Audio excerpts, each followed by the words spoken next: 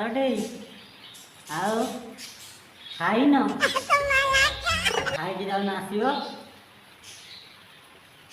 ହଁ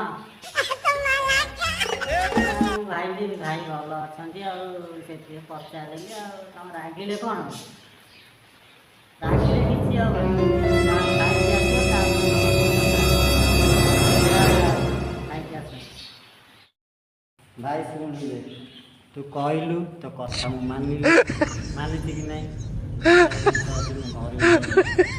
ଘରେ ଭଲିକି ମୁହଁ ହାତ ଧୋଇଲି ବସିଲି ସେଇଠୁ ପଖାଳ ତା ସାଙ୍ଗେ ଆଳୁ ଚଟଣି ଖାଇବାକୁ ଇଚ୍ଛା ତୁ ତୁ ଇଚ୍ଛା